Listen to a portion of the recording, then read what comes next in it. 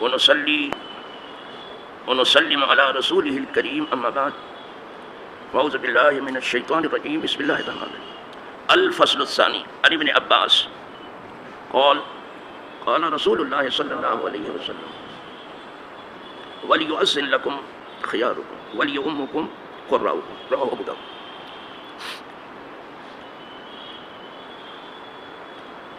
آج امامت کی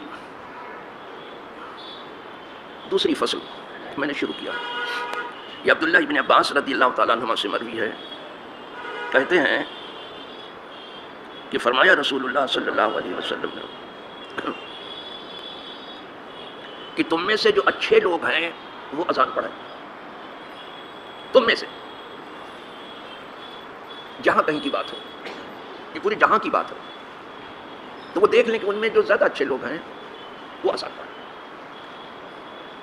اور جو زیادہ علم والے ہیں امام پڑھیں. کتنا مختصر اور کتنا معنی خیز. مؤذن کے لیے بھی بہت اچھا ہونا ضروری ہے،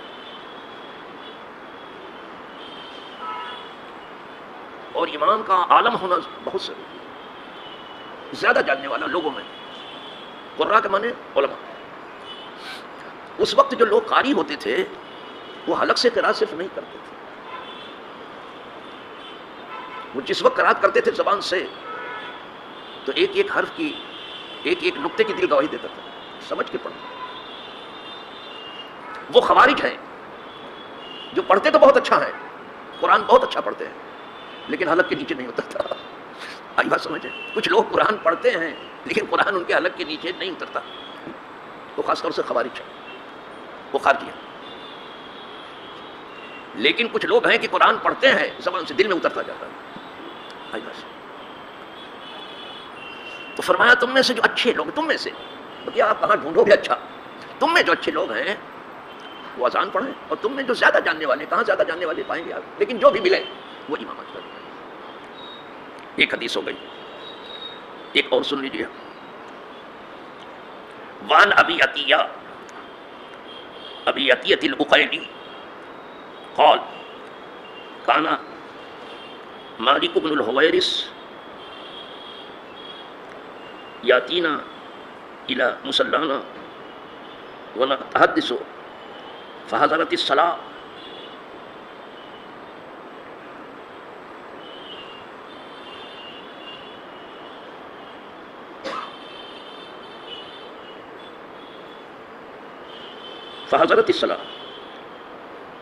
او ما قال ابو عطیہ فقلنا له تقدم فصلی قال لنا قدموا رجلا منكم يصلي لكم وسأحدث لما لا أصلي لكم سمعته رسول الله صلى الله عليه وسلم يقول من زار قوما فلا يؤمهم وليؤمهم رجل منهم رواه ابو داود والترمذي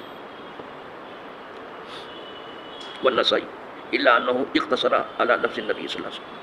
یہ دوسری حدیث ہے، فصل ثانی کی دوسری حدیث. یہ مروی ہے ابو عطیہ عقیلی سے. کہتے ہیں کہ مالک بن الحویرث ہمارے پاس آتے تھے فی مصلانا، جہاں ہم نماز پڑھتے تھے وہاں وہ آتے تھے. وَيَتَحَدَّثُ، اور آ کے دینی گفتگو کرتے تھے. ہمارے پاس آتے تھے کیونکہ دین کا اس وقت غلبہ تھا، لہذا جو بھی بیٹھتا تھا وہ دینی ہی گفتگو کرتا تھا. اب چونکہ دنیا کا غلبہ ہو گیا ہے تو دینداروں کی بھی محفل میں دنیا ہی کا تذکرہ. آپ دیکھ لیں وہی شروع کر دیں. تو کہا کہ ہم سے بات چیت کرتے تھے. فحضرت الصلاۃ، ایک دن ایسا ہوا کہ جب وہ ہمارے پاس آئے اور بات چیت کر رہے تو نماز کا وقت ہو گیا. اب وہ گھڑی دیکھ کے تو آتے نہیں تھے، اس وقت گھڑی گھڑیال تھا ہی نہیں، کچھ نہیں تھا. تو کہا ایک دن وہ آئے تھے، بات چیت ہم سے کر رہے تھے اور نماز کا وقت ہو گیا. آج کل تو دو آدمی بیٹھ کے بات کرتے ہیں اور نماز کا وقت ہوتا ہے تو ایک اٹھ کے چلا جاتا ہے، اچھا نماز آپ پڑھ لیجیے پھر بعد میں اٹھ کے چلا جاتا ہے. ذرا بھی اسے شرم ہویا نہیں آتی. کافی بات کر لیں گے، آپ نماز پڑھ لیجیے بعد میں. تو کہتے ہیں کہ نماز کا وقت ہو گیا.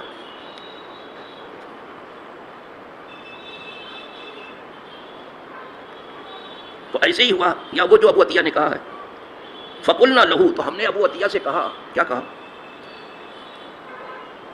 تقدم فصلی، آپ آگے بڑھیے اور نماز پڑھا دیجیے، یعنی امامت کیجیے، چونکہ نماز کا وقت ہو گیا ہے تو آئے تھے بات چیت کرنے کے لیے، تو آپ آگے بڑھیے اور نماز پڑھا دیجیے۔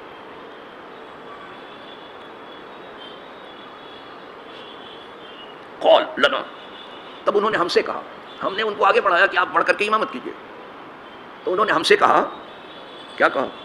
قدموا رجلا منکم یصلی علیہ، اپنے میں سے ایک آدمی کو آگے بڑھائیے اور نماز پڑھائے، یہاں کے لوگوں میں سے۔ دیکھو کیا بندگان خلوص تھے، آپ چاہو نہ چاہو، اب آج کل جو ہے ذرا سا پڑھا لکھا آدمی تو آج مصلی پہ بیٹھتا ہے بلا کہے ہوئے، ارے وہ طالب علم ہے تو وہ بھی جلدی کرتا ہے کہ بیٹھ جائے، نہیں تو استاد آ جائے گا تو پڑھا دے گا۔ کیا کیا زمانہ آ گیا، ان کو آگے بڑھا رہے ہیں کہ آپ پڑھ کے آگے نماز پڑھ، کہا نہیں اپنے میں سے ایک آدمی کو پڑھائیے، وہ نماز پڑھائے، میں پیچھے پڑھوں گا۔ دیکھنا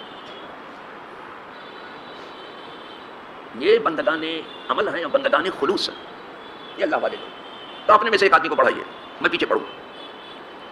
یصلی لکم، تم کو نماز پڑھے، اپنے میں سے ایک آدمی کو آگے بڑھائیے اور تمہیں نماز پڑھائے۔ پھر اتنا ہی نہیں کہا ابو عطیہ نے، کہا ان قریب میں تمہیں بتاؤں گا کہ میں ایسا کیوں کر رہا ہوں، اور یہ بتاؤں گا کہ میں آگے نہیں بڑھ رہا ہوں، دوسرے کو آگے بڑھا رہا ہوں تم میں سے۔ دیکھا ان کی پوری زندگی دوسرے کو آگے بڑھانے میں تھی، ہماری پوری زندگی صرف خود آگے بڑھنے میں ہے، دوسرے کو پیچھے ڈھکیلنے میں۔ تو کہاں آگے جاتا ہے ہم سے؟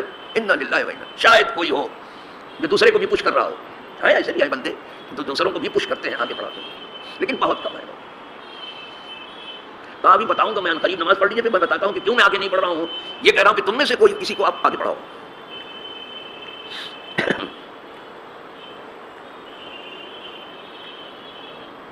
سأحدثکم، ان قریب میں بیان کروں گا۔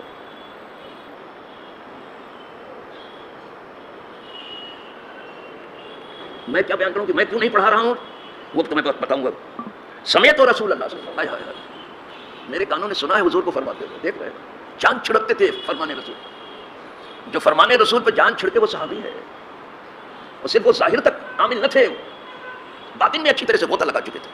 یہاں تو صرف ظاہر کو لے کر کے اچھل کود ہے، ساری اچھل کود صرف ظاہر کو لے، وہ گہرائی میں جا کے غوطہ سل تھے۔ ہاں میں نے حضور کو فرماتے ہوئے سنا ہے، اس سے ذرا بھی ہٹنا نہیں چاہتے تھے۔ کیا سنا ہے حضور سے؟ سنا رہے ہیں سب کو، من زار قوما فلا یومہم، جو زیارت کرے کسی قوم کی جا کر کے، میں تم سب کی زیارت کرنے بات کرنے آیا تھا تو منع کیا، جو زیارت کرنے آئے، ملاقات کرنے آیا کسی قوم سے، تو اس کی امامت نہ کرو، فلا یوم، اس کی امامت نہ کرو، فلا یوم ولیومہم رجل منہم، چاہیے کہ انہیں میں سے کوئی ایک آدمی امامت ہے، اس لیے کہ اس وقت سب پڑھے لکھے تھے، سب کو حضور نے پڑھایا تھا، آخر میں تو قریب 1 لاکھ صحابہ تھے، سب ویل ایجوکیٹڈ تھے حضور کے پڑھانے، تو اس لیے اب کوئی اچھا آدمی آ جائے تو کوئی امام اگر پڑھاتا ہے کہ آپ پڑھا دیں تو پڑھا دینا چاہیے اس کو، لیکن اس وقت کا دور عجیب و غریب تھا، وہاں سبھی ایسے تھے کہ الحمدللہ وہ مصلی پہ کھڑے ہو جاتے تو اچھی طرح سے نماز پڑھتے، تو اپنے میں سے ایک آدمی کو آپ پڑھائیے۔ ایک تو اس میں یہ ہے کہ وہ پڑھانے کے قائل تھے، صرف پڑھنے کے قائل نہ تھے، یہ زندگی ہونی چاہیے مسلمان کی، خود پڑھنا تو یہ دنیا دار کا کام ہے، لیکن دوسروں کو آگے بڑھانا یہ دیندار کا کام ہے۔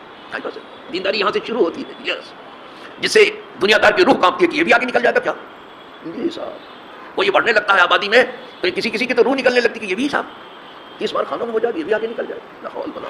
وہاں بہت خوش ہوتے تھے جب کوئی ان کا بھائی آگے بڑھتا تھا کہ میرا بھائی، تو کوئی ضروری نہیں کہ وہ بھائی ہونے کا ثبوت بھی دے، کوئی ضروری نہیں، حضور سے سنا ہے، اور یہ دیکھ کے کہہ رہے تھے کہ ان کے اندر ایسے آدمی موجود ہیں جو پھر امامت کریں گے، سمجھے آپ، اس لیے کہہ رہے تھے کہ اپنے میں سے ایک کو پڑھائیے۔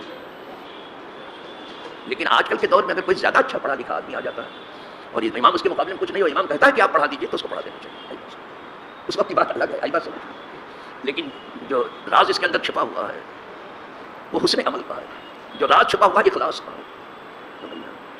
وہ آگے بڑھ کے نمایاں ہونا نہیں چاہتے تھے، پیچھے رہ کر کے چھپ کر کے اللہ والا ہونا چاہتے ہیں۔ اللہ والے چھپتے پھرتے ہیں، وہ اپنے آپ کو نمایاں کرنے میں نہیں لگے ہیں، وہ تسخیر خلائق کا جو ہے عمل نہیں کر رہے ہیں، بابا قدرت خود ہی ان کے لیے لوگوں کو مسخر کر رہی ہے، ان کی شان ہے اللہ انہی لوگوں کے صفوں میں زندہ رکھا ہے، انہی لوگوں کے زمرے میں موت دے، انہی لوگوں کے قدموں میں دفن ہونا نصیب ہو، اور انہی لوگوں کے دامن کے سائے میں ہم تمام کا حشر و نشر ہو۔ وآخر دعوانا الحمدللہ رب العالمین۔ الفاتحہ۔